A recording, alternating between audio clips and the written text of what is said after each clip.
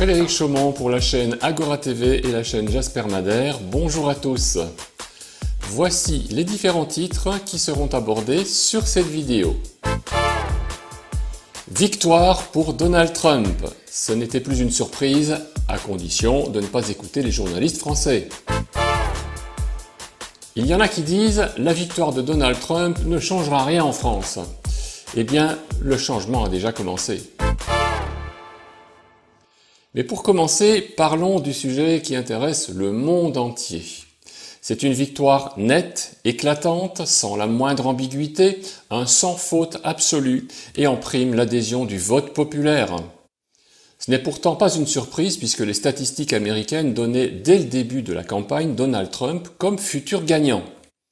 La fraude électorale, aussi importante fût-elle, n'aurait pas pu faire de l'ombre à ce scrutin. Parallèlement, en France, Trump avait perdu l'avance. Et je pense que l'on va un peu parler de la presse française qui nous a déjà bien habitués au mensonge depuis la pseudo-pandémie du Covid. Que ce soit sur BFM TV, France Info, CNews, la 1, la 2, la 3, on ne voit que Kamala Harris, comme s'il n'y avait aucun candidat en face. Kamala, une femme formidable, un sourire plus large que son propre visage, des meetings avec des applaudissements nourris en fond, c'est la candidate dont le programme est la libéralisation de l'avortement, bref, c'est la candidate adoubée par la presse française qui efface complètement l'existence de Donald Trump, qui sera complètement et constamment taxé de misogynie. C'est ça la presse française aujourd'hui. On ne verra que les images de la démocrate durant toute la campagne et les journaux télévisés ne manqueront pas de signaler comme une rengaine que le vote se joue au coude à coude. La veille de l'élection, on nous dira encore que Kamala Harris affiche un léger avantage sur Donald Trump, tandis que la victoire semble déjà inéluctable pour Trump dans la presse américaine. Mais quelles sont les sources de la presse française et où sont-ils allés chercher que Kamala Harris était presque victorieuse? Nous avons aujourd'hui la preuve que la télévision et les journaux ne disent que ce qu'ils ont envie de dire au mépris total de la réalité. N'avaient-ils pas conscience qu'ils allaient se ridiculiser au moment précis de la victoire éclatante de Donald Trump? Pour ceux qui ne jurent que par la presse, pour tous ceux qui considèrent encore la télévision comme une parole d'évangile, il est grand temps d'ouvrir les yeux et de constater que les élucubrations des complotistes se sont finalement avérées parfaitement exactes. Les mensonges permanents de la presse constituent un abominable complot, et j'insiste sur le terme complot, qui est dénoncé depuis longtemps par les complotistes. Cette préférence outrancière pour le camp démocrate de la part des médias mainstream devra un jour être justifiée par tous ceux qui possèdent cette presse mensongère. Il s'agit d'une énorme tromperie envers le peuple et également une entorse démesurée à la déontologie et à l'objectivité du journalisme. Beaucoup de Français semblent avoir eu beaucoup de mal à bien comprendre ce qui se passe réellement dans notre monde et en particulier dans la géopolitique. Vincent Lapierre a réalisé un micro-trottoir dans le 9e arrondissement de Paris juste avant les élections pour savoir comment les Parisiens voteraient s'ils étaient américains.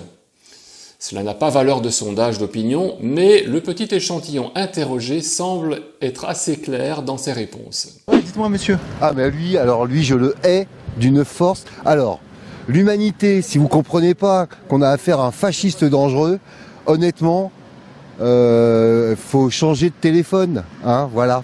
Je vous embrasse. Merci. Pareil. Pareil, même avis. Pareil, même avis. Horreur. Donc entre les deux, vous votez pour qui vous? Moi, je vote Kamala Harris. Ah ouais, à fond, Normal. à fond. Ah mais oui, Une à fond. démocrate, une black. C'est les États-Unis, ça.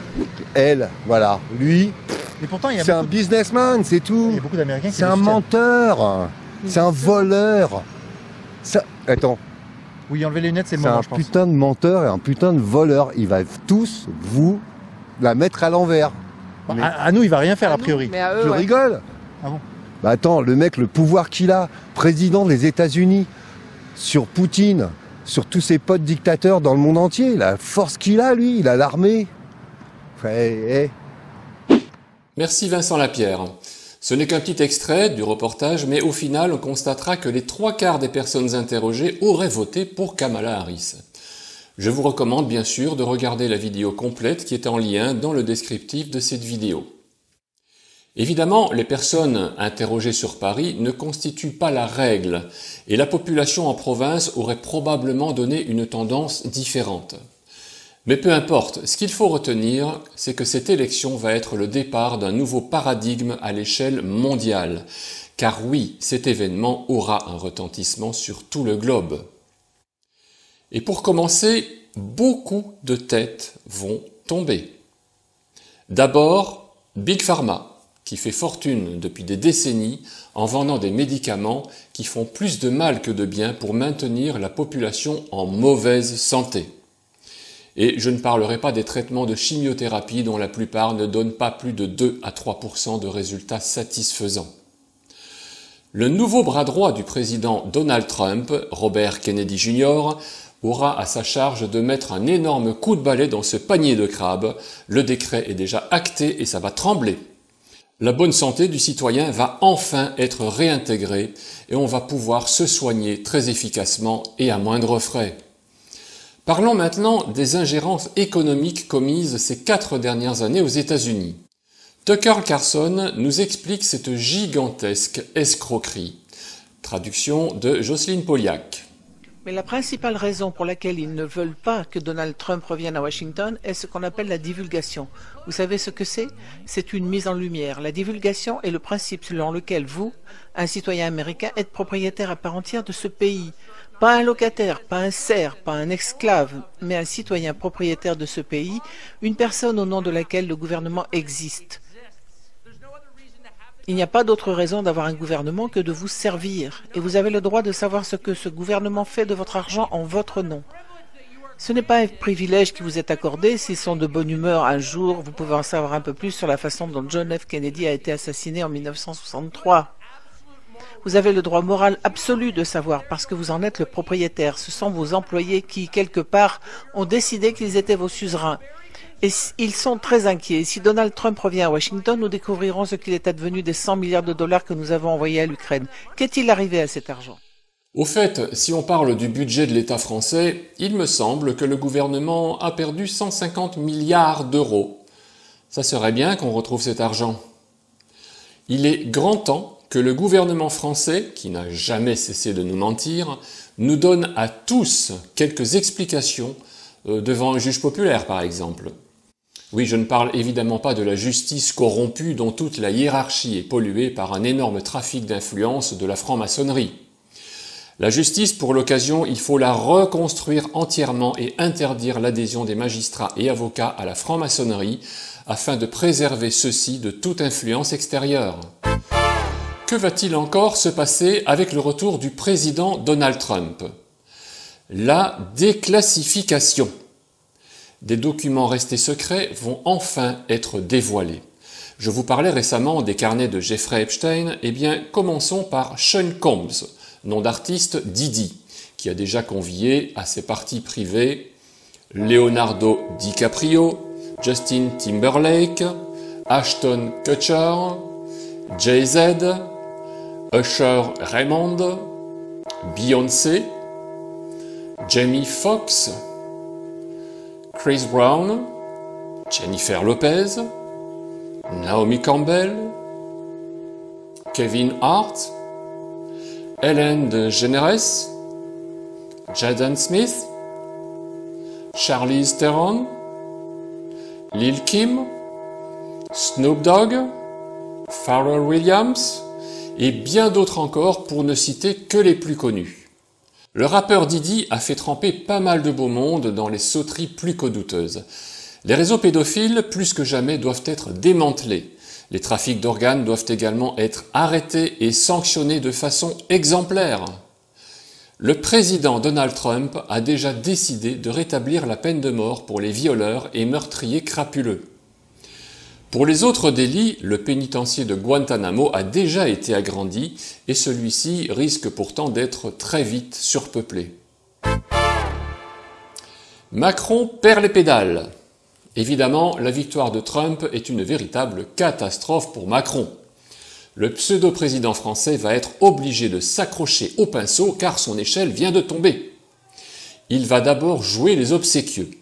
Il va faire des courbettes au nouvel homme fort des États-Unis, et ça, il n'a vraiment pas l'habitude.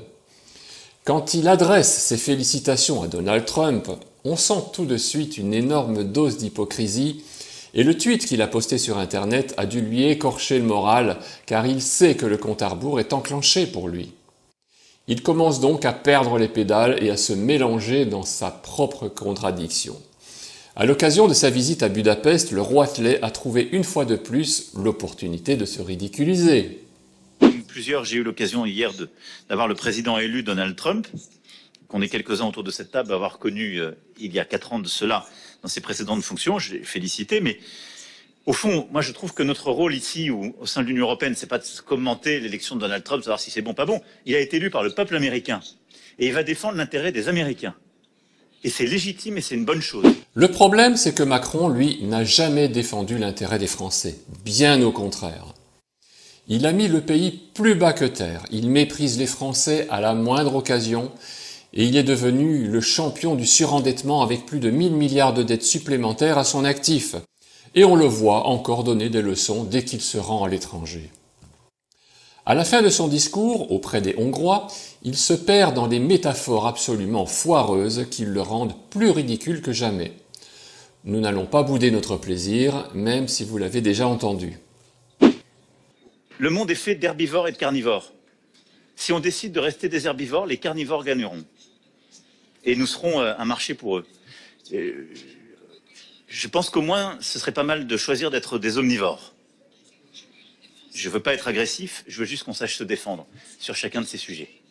Mais je n'ai pas envie de laisser l'Europe comme un formidable théâtre habité par des herbivores que des carnivores, selon leur agenda, viendront dévorer. Là, je ne sais pas quoi vous dire. Il a positionné son lit trop près du radiateur, peut-être. Si on parle son langage, Macron ne veut pas laisser une Europe peuplée d'herbivores se laisser bouffer par des carnivores qui suivront leur agenda. Mais ce qu'il ne dit pas, en revanche, c'est que lui-même a déjà laissé les herbivores français aux carnivores du libre-échange. A-t-il remarqué que les agriculteurs français sont dans la rue pour protester contre cette ouverture sauvage de marché ? Est-ce qu'il ouvre parfois sa fenêtre pour jeter un coup d'œil ? Malheureusement non. Il vient de faire un beau voyage au Maroc en invitant tout un aréopage de gens bizarres dont 3 repris de justice.